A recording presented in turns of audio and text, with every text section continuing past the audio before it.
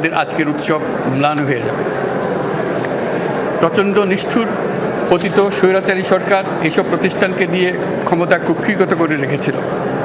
আমরা তার এই প্রচেষ্টা ব্যর্থ করে প্রতিষ্ঠানগুলোর হারানো গৌরব ফিরিয়ে আনব।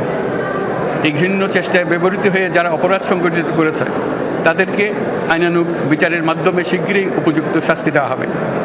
একই কথা দেশের সকল মন্ত্রণালয়, সংস্থা, শিক্ষা প্রতিষ্ঠান, নানা কর্মক্ষেত্রের জন্য প্রযোজ্য।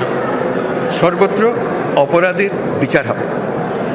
আজ প্রত্যেকটি প্রতিষ্ঠান ও তার সদস্যরা নিজ নিজ কর্তব্য পালন করার মাধ্যমে দ্বিতীয় স্বাধীনতাকে উপভোগ করবেন, দেশকে গৌরবের শীর্ষে নিয়ে যাবেন এবং দেশবাসীকে এবং জগৎবাসীকে উপভোগ করার সুযোগ করে দেবেন। আমি জাতির পক্ষ থেকে প্রত্যেকে নির্ভয়ে আনন্দ চিত্তে নিজ নিজ কর্মস্থলে নিজ নিজ সামর্থ্য নিয়ে এগিয়ে আসতে অনুরোধ করছি। দেশের সকল মানুষকে আজ স্বাধীন, নির্ভয়, নিরুদ্বেগ থাকার জন্য নিশ্চয়তা দেওয়ার জন্য আমাদের ছাত্র শহীদরা প্রাণ দিয়েছেন। এই অভ্যুত্থানের মাধ্যমে সৃষ্ট সরকার দেশের প্রত্যেকের সরকার। এখানে থাকবে সকলের আকাঙ্ক্ষা পূরণের অধিকার।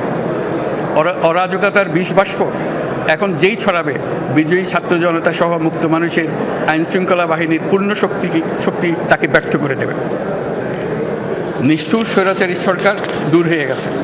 কাল সূর্য উদয়ের সঙ্গে সঙ্গে গণতন্ত্রের, সুবিচারের, মানবাধিকারের, নির্ভয়ে মত প্রকাশের পূর্ণ স্বাধীনতার জন্য সকলের স্বাচ্ছন্দ্যে জীবন ধারণের সুযোগ প্রদানের সচেষ্ট সরকারের ঘনিষ্ঠ সান্নিধ্য ও সহমর্মী পরশ দলমত নির্বিশেষে সবাই উপভোগ করবেন।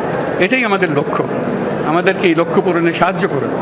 সারা বিশ্ব আজ অবাক হয়ে বলছে, সাবাস বাংলাদেশ, সাবাস বাংলাদেশের ছাত্র জনতা। আমরা এই অর্জনটাকে আর অনেক দূর নিয়ে যেতে চাই। আমাদের ছাত্র জনতার জন্য কিছুই অসম্ভব নয়। আমাদের তরুণরা অসম্ভবকে সম্ভব করতে পারে, তারা সেজন্য প্রতিজ্ঞাবদ্ধ। যদি আমরা ঐক্যবদ্ধ থাকি, ধ্বংসাত্মক কর্মকাণ্ড থেকে দূরে থাকি, সবার জন্য মুক্ত পরিবেশ সৃষ্টি করতে পারি, আমাদের বিজয় অবশ্যই হবে। আল্লাহ, মহান আল্লাহ আমাদের সহায় হবে।